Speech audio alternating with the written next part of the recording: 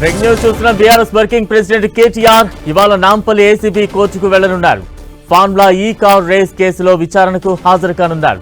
ఉదయం 9 గంటలకు నార్సింగి నివాసం నుంచి నాంపల్లి కోర్టుకు కేటీఆర్ బయలుదేరనున్నారు. ఉదయం 10 గంటల 15 నిమిషాలకు నాంపల్లి ఏసీబీ కోర్టులో విచారణ జరగనుంది.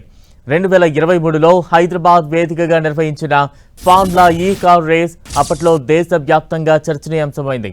ప్రపంచ స్థాయి మోటార్ స్పోర్ట్స్ ఈవెంట్ను హైదరాబాద్కు తీసుకురావడంలో అప్పటి బీఆర్ఎస్ ప్రభుత్వం సక్సెస్ అయిందనే ప్రచారం జరిగింది. అయితే మొదటి రేసు ముగిసిన తర్వాత రెండో రేసు నిర్వహణకు సంబంధించిన ఆర్థిక లావాదేవీలపైనే వివాదం మొదలైంది. ఏసీబీ ఆరోపణల ప్రకారం ఎన్నికల ప్రవర్తన నియమావళి అమల్లో ఉన్న సమయంలో కేబినెట్ అనుమతి లేకుండానే హెచ్ఎండిఏ నుంచి ఫార్ములా ఈ ఆపరేషన్ సంస్థకు దాదాపు 55 కోట్ల నిధులు బదిలీ అయ్యాయి. ప్రభుత్వ నిబంధనలను ఉల్లంఘిస్తూ ఈ నిర్ణయం తీసుకున్నారని దర్యాప్తు సంస్థ ఆరోపిస్తోంది. ఈ అంశంపై దర్యాప్తు చేపట్టిన ఏసీబీ మాజీ మంత్రి కేటీఆర్ను మొదటి నిందితుడిగా పేర్కొంటూ ఛార్జ్షీట్ దాఖలు చేసింది. మాజీ ప్రత్యేక ప్రధాన కార్యదర్శి అరవింద్ కుమార్, హెచ్ఎండిఏ మాజీ chief engineer BLN Reddy, sports consultant Govinda Kiran మల్లేశ్వరరావుతో పాటు సంబంధిత సంస్థను కూడా నిందితులుగా చేర్చింది.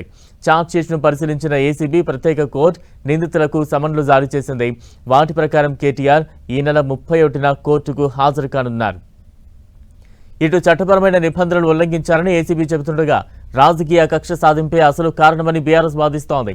ఈ నేపథ్యంలోనే కేటీఆర్ కోర్టుకు హాజరు కానుండడం ఈ కేసులో మరో కీలక న్యాయపరమైన ఘట్టంగా మారింది. అయితే ఆరోపణలపై కోర్టులో విచారణ ఎలా జరగనుంది, తర్వాత ఏం జరగబోతోంది అన్నది రాజకీయ వర్గాల్లో ఉత్కంఠ రేపుతోంది.